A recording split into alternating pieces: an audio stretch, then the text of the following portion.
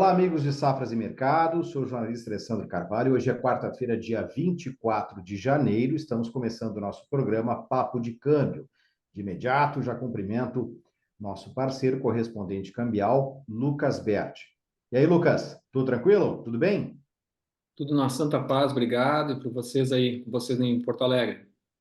Tudo tranquilo, Lucas. O que não está na Santa Paz é o dólar, com as suas oscilações, o mercado sempre muito louco, e a gente vai falar disso já já. Mas antes eu digo para você se inscrever no nosso canal Safras TV, ative as notificações no YouTube. Todos os dias a gente tem um vídeo novo para vocês. E em safras.com.br tem a plataforma Safras, conheça todas as informações para o agronegócio, lá estão. Temos a nossa agência de notícias, nossa consultoria, que você precisa de informações e dados para o agronegócio, está lá na nossa plataforma.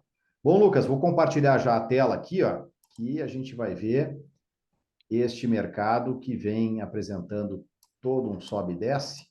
Temos aqui. Está na tela, Lucas? Bom, Lucas, a gente está com a tela da plataforma aí, a gente vê que o mercado iniciou a semana tendo aquela puxada forte, né? Atingiu e superou a linha dos R$ 5, que é uma linha muito importante, técnica, psicológica do mercado até, que a gente sempre vem falando, atingiu o nível mais alto desde 1º de novembro. Começo te perguntando o que determinou primeiro essa subida forte, né? E a gente já viu aí que o mercado, na sequência, inclusive no dia de hoje vai tendo uma queda forte, abriu ali um gap no gráfico, né? E também depois aí tu diz para mim o que causou essa queda. É contigo. Primeiro, fala dessa alta aí que iniciou na segunda-feira. Dois fatores praticamente, Alessandro, obrigado aí novamente pelo convite para fazer esse comentário com você. É o seguinte, na verdade nós tivemos fatores que chegaram a influenciar na subida da moeda, não somente no Brasil, mas lá fora, né? Vamos falar especificamente também dessa sondagem em relação à taxa de juros dos Estados Unidos, né? A gente teve aí uma redução nas apostas de que haveria um corte na taxa de juros dos Estados Unidos para o mês de março, né? E também já pensando aí em mês de maio, talvez um primeiro corte na taxa de juros. E isso aí também fomentou uma situação que é a seguinte, né? A gente mantém aí a nossa taxa de juros caindo 0,5% aqui no Brasil e lá fora uma manutenção mais longa. Então, isso aí, essa redução nas apostas, sem dúvida, gerou um certo estresse no dólar. O dólar subiu até, você mesmo comentou, a gente fazia mais de 60 dias que a gente não tinha um dólar acima de batendo em R$ 5, né?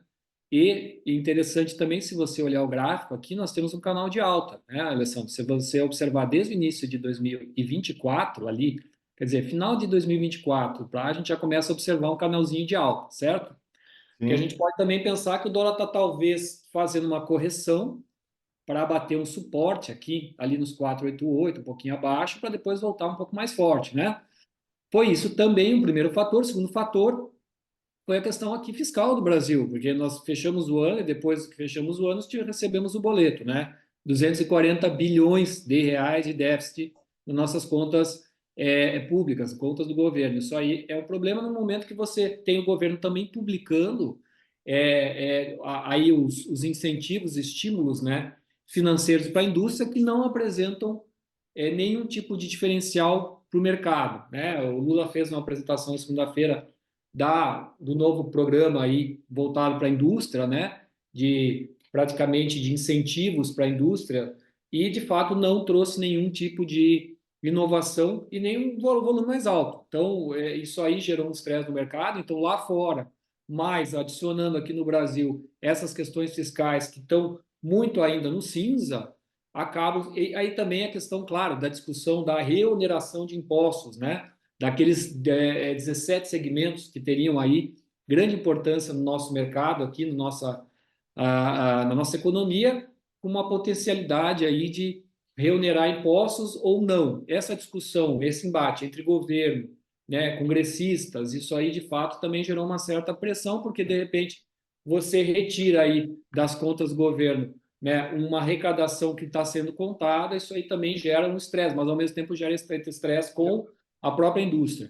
A Então, gente teve, Lucas, a gente teve comentários, né, no começo da semana, usando o termo fantasma fiscal, né?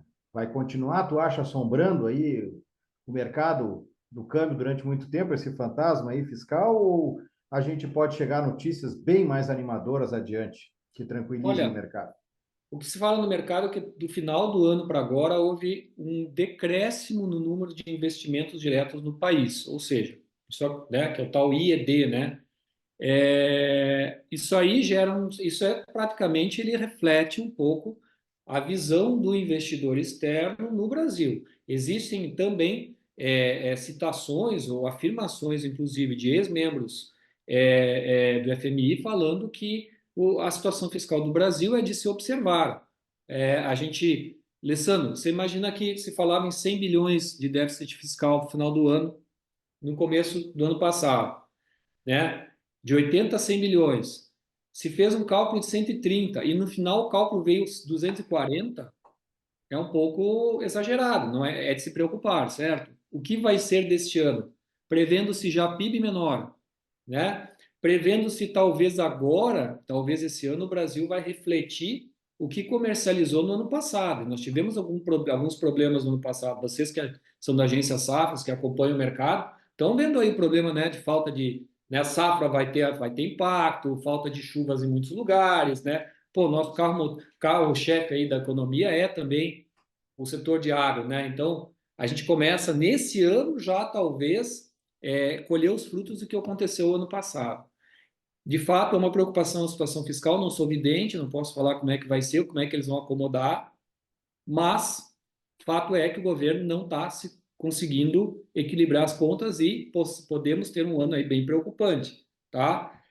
Ao mesmo tempo, não existe nenhuma certeza de corte de juros na taxa dos Estados Unidos, que temos aquele distanciamento de juros entre Brasil e Estados Unidos, né? Faz parte do nosso compor fiscal, tudo isso aí. Né? O Brasil paga essa dívida mais ou menos também pela questão do Se juros. a gente, se a gente vai cortando muito a nossa taxa básica de juros e os Estados Unidos mantêm ou elevam, acabam fazendo com que o investidor externo invista menos aqui e coloque mais dinheiro nos Estados Unidos, até por ser um mercado considerado, entre aspas, mais seguro. Então, o Correto? Brasil é um país emergente, então isso aí acaba sendo essa questão, né, Lucas? Com certeza. Ao mesmo tempo, a gente está tendo alguns outros fatores aí em paralelo que estão afetando o mercado. A questão China, você viu o que aconteceu? Deixa eu botar aqui de novo o gráfico, porque aí a gente fala dessa queda agora, né? Isso. Vamos falar dessa queda aqui, ó. Estamos com a tela de novo aí. Essa queda, né, Lucas, me parece que tem bastante a ver no dia, nesta quarta-feira, com a questão China, né? Com essa Hum, notícia do Banco Central chinês de que vai reduzir suas taxas de compulsório, hum. né? E a gente estava conversando sobre isso antes, é claro, mas isso acaba trazendo mais recursos, mais dinheiro, né, para a economia chinesa. Basicamente é Isso. isso que o que pode promover um aquecimento, né, na economia.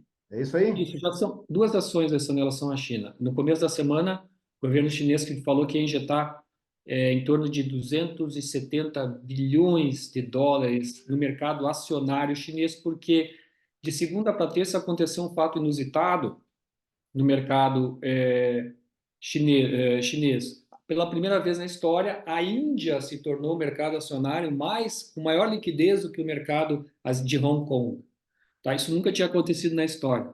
Então, o fluxo financeiro ele começa a tomar rumos diferentes no mercado. Isso é interessante a gente observar. Também um certo tipo de receio ao mercado chinês. Por quê? Vem apresentando problemas de quê? Crescimento econômico dentro dos padrões da China, vem apresentando também alguns escândalos no segmento imobiliário que afetou toda a parte de construção aí, né? Afetou também o minério durante um tempo, porque, de fato, se você tem um segmento aí de construção que demanda menos minério, né, acabou afetando. Agora o minério já se recuperou, preços super altos, mas também é uma preocupação, porque tem que segurar um pouco, não pode ser tão alto. Mas na segunda-feira foi isso, voltando à situação que você falou, o governo já tinha feito essa anúncio desse incentivo no mercado financeiro. Depois, agora hoje, recebemos a notícia de que o governo reduziu o compulsório em 0,5%, 10%. O que é o compulsório? São depósitos que os bancos,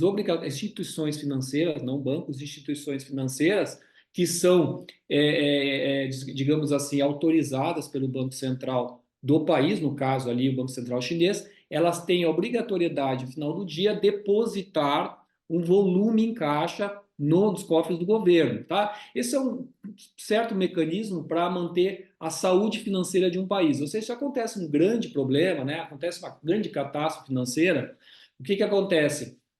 O governo tem lá um dinheiro garantido, né, desses bancos, ou seja, os bancos não alavancaram esse dinheiro no mercado. Ao mesmo tempo, ele acaba funcionando como um limitador, né, desse mercado de quê? De emprestar dinheiro, né? Emprestar de empréstimos. Só que com a diminuição dessa necessidade, o que que ele diz para o mercado? Olha, banco, olha, instituição financeira, pode emprestar mais, porque você não vai precisar deixar depositado aqui todo dia tanto dinheiro. Esse mecanismo gera mais liquidez no mercado, os bancos emprestam mais. Só essa medida dá uma injeção de 141 bilhões de dólares na economia chinesa. E é só meio Exatamente. ponto percentual. Interessante. Exatamente. E sendo que a China se vê eleição, se você pensar no mercado chinês, é um mercado até bem dinâmico nesse processo. Nós, no Brasil, por exemplo, temos a necessidade de ter 20% em compulsório, tá? Já foi mais no Brasil, já foi bem mais. Em tempos muito mais caóticos, o Brasil exigia, o Banco Central exigia mais. Claro, quando você está com o maior risco de, sei lá, de rombo financeiro no país, né? Ou de um default, óbvio que você vai pedir que os bancos emprestem, não deixem tanto o mercado circular, não especulem tanto, né? É. Que acontece quando tem muita inflação, quando tem muitos juros é muito alto? Claro, os bancos às vezes querem emprestar, mesmo com risco muito alto. Então, o que acontece? O governo age e aumenta o compulsório, ou seja, você tem que deixar mais dinheiro aqui, reduz um pouco a liquidez, diminui a disponibilidade de dinheiro no mercado. Nesse caso, a China está aumentando a disponibilidade em circulação no mercado. Isso aí ajudou todo o mercado mundial, né? Porque a China vem tendo esse problema de que justamente girar a liquidez no mercado dentro dos seus parâmetros, né? Da sua grande, suas grandes circulação de capital que tem no país. Então, isso aí de fato foi um ponto praticamente que ajudou os mercados a se recuperar, gerou um pouco mais de apetite a risco, apetite a mercados de risco. China, um pouco mais de apetite à China, né? Óbvio que você tem mais, você gera mais liquidez, você está dizendo para o mercado que todo mundo quer justamente participar, certo? E e também ajudou o dólar a cair no Brasil. Claro, eu vejo também essa queda no dólar, que está correndo desde ontem. Ontem já o mercado fechou a 4,955. Hoje agora está 4,920 mais ou menos. Deixa eu ver como é que está aqui.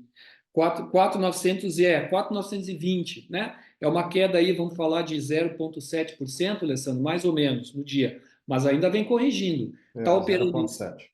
isso, está operando em cima praticamente, já buscou suporte hoje no dia no 4.905. Estamos falando do mercado à vista do dólar, é importante falar isso, porque eu sempre saliento aqui que o grande volume, grande liquidez, ela ocorre no mercado futuro do dólar, que é o próximo contrato, tá? Mas eu falo do mercado à vista que acompanha o dólar futuro. Então, nós estamos falando aqui, 4.905 seria um ponto de suporte nesse gráfico aí. Um pouquinho abaixo nós estamos observando ali, tá?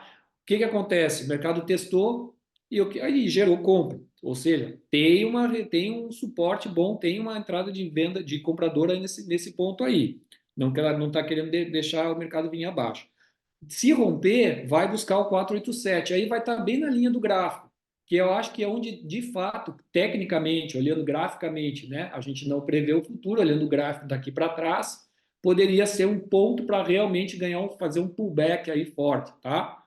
E na resistência, novamente, vai buscar os 4.945. Essa manhã, a mínima foi de 4.909. Nem chegou a tocar o 4.905 do suporte, chegou perto, tá, Alessandro? Mas é um dia de queda no mundo inteiro. O DXY hoje Sim. está caindo, tá? Isso é importante falar. O DXY, quando eu falo DXY, né, é hábito a gente falar em inglês um pouco, né? Não é o correto, mas o DXY seria em português, é praticamente esse indicador de cestas fortes contra o dólar, né? Estamos falando de franco, estamos falando de euro, euro principalmente, praticamente ele integra mais de 50% desse DXY, e é interessante porque o euro hoje também está ganhando terreno um pouquinho, por isso não cai tanto no Brasil hoje, tá? Em torno aí de 5,36 mais ou menos o euro hoje.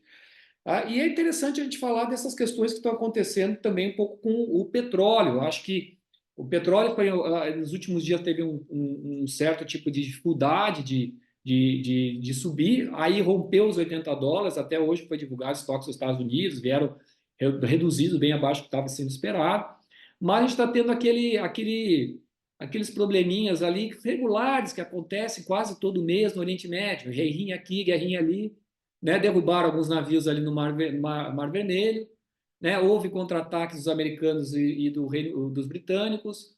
Tem uma tensão ali, porque ali é um canal que circula bastante cargas de navios de petróleo. Isso aí É, estão gerando. nós estamos com guerra na Ucrânia, que ainda, que às vezes a gente até esquece, né? Porque começa a haver outros conflitos, mas tem guerra na Ucrânia, né? Tem guerra na questão lá do Oriente Médio, lá de Israel e do Hamas, e agora esses ataques a navios realmente no Mar Vermelho, que é uma rota importantíssima da Ásia para a Europa, né? E Então, estamos com uma guerra civil declarada no Equador, que é um país também, polarizado. mais uma Tá? questão, né? E essa aí é uma guerra que está sendo até bem, pode se tornar uma coisa ainda mais feia, com os equatorianos pedindo ajuda da segurança norte-americana, certo? Das É. forças norte-americanas.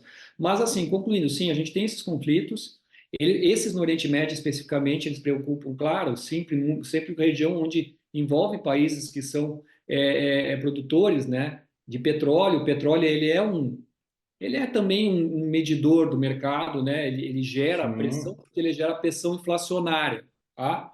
Então, realmente, isso está sendo uma preocupação. Mas, Alessandro, uma coisa que eu acho importante a gente pautar aqui e salientar. Estamos falando do fenômeno Trump também nos Estados Unidos. Trump Ah, voltando, mas essa. É. sabe? Talvez, não sabemos, nomeação do Trump, quem sabe, para a candidatura pelo Partido Republicano. E aí? E você lembra da época Trump, quando a gente não fazia o programa ainda, mas vocês acompanhavam o dólar, vocês acompanham o dólar há muito tempo também. O que que tinha no Trump? Ele tweetava, dólar subia. Ele tweetava, dólar caía. É, Era o Twitter dele, ele é quase praticamente funcionar como um insider, né? Porque ele falava alguma coisa, o mercado movia. Então a é, gente tem que é, observar. era quase que nem um buraco na estrada, né? O mercado vem vindo, ele fala uma coisa e dá um solavanco, né? Exatamente, É aquilo exatamente. ali, né? E Mas ao mesmo tempo, só para concluir, eu acho que é importante a gente falar que dentro dessas situações todas estão ocorrendo hoje muitas negociações paralelas, não mais envolvendo o dólar. Houve aí a Petrochina, se não me engano, foi Petrochina, ela fez uma grande negociação de petróleo com a Rússia, diretamente com a Rússia, em yuan, tá? Então, ou seja, o dólar ele está hoje também gerando dúvidas em relação a como vai ser essa soberania do dólar no mercado futuramente, certo? Nós temos hoje uma intenção dos BRICS, que geram mais PIB que todos os outros países do Oeste, né? Os países ocidentais, os países BRICS geram aí um PIB acumulado maior que esses países, falando aí de moeda do BRICS, né? O pessoal falando do RMB como moeda também de transação. A Argentina também tem umas moedas digitais direto, que talvez o pessoal pense em fazer. Eu não acho que o dólar vai perder soberania, mas eu acho que já vai se afetar um pouquinho nesse meio tempo, né? E, enfim, a gente tem aí situações que estão ocorrendo nesse 2024 que são interessantes a gente falar e que podem afetar as moedas, incluindo o dólar. Lucas, só para te perguntar aí, você está falando de um monte de coisa que pode realmente afetar o câmbio, mas se a gente olhar para o gráfico que está na tela, a gente vê que já faz um bom tempo ali que o mercado tem um fundo ali o 4,80 e no topo o 5. A gente tá difícil de sair dessa banda aí, né? Dessa margem, uma margem superior e uma margem inferior, né? É interessante isso aí, como observador, o especialista é o amigo, mas não sei o que tu pensa aí do que pode quebrar isso aí para cima ou para baixo. Eu acho que, de fato, a sua observação ela é correta, mas se a gente verificar desde o início de novembro, a gente já está uma oscilação um pouco maior que era antes, né? Antes a gente já estava entre 4,85 a 4,95, certo? Se você olhar esse canal, que é praticamente assim um túnel, ele vai... Eu tô olhando aqui, ó, É, do dia 20, por exemplo, do dia 27 de dezembro até hoje, o mercado oscilou entre 4,85. E se tu puxar para antes, a gente foi ver o mercado superar os 5 lá em 1º de novembro, né? Aí estava é, trabalhando acima desse patamar antes, né? Mas depois ele se estabeleceu nessa ficou de faixa aí, né? lado.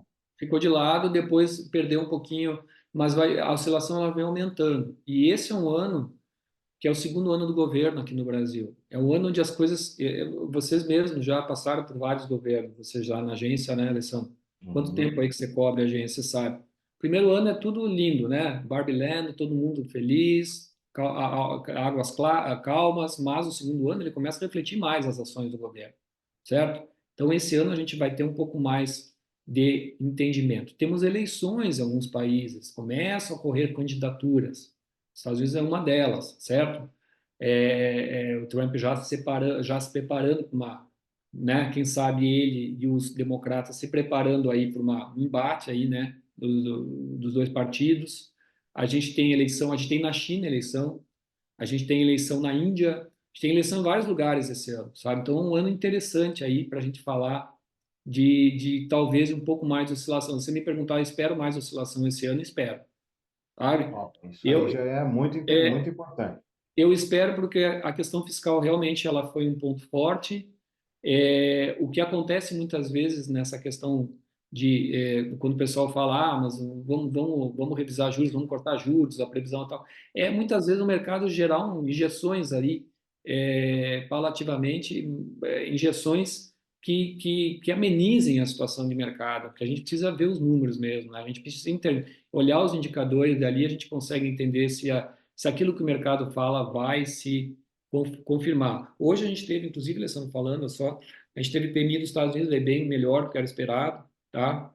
PMI de janeiro e PMIs de Europa e PMI também do Japão também apresentou uma melhoria, tá? Mas falando da Europa e Estados Unidos especificamente, acima dos 50 pontos, que é um índice que, quando está acima de 50 pontos, ele mostra é, é, aquecimento na economia, mostra que a economia está crescente. Isso é positivo para os Estados Unidos, mas também foi uma coisa que ajudou o dólar agora a dar uma recuperadinha à tarde, tá?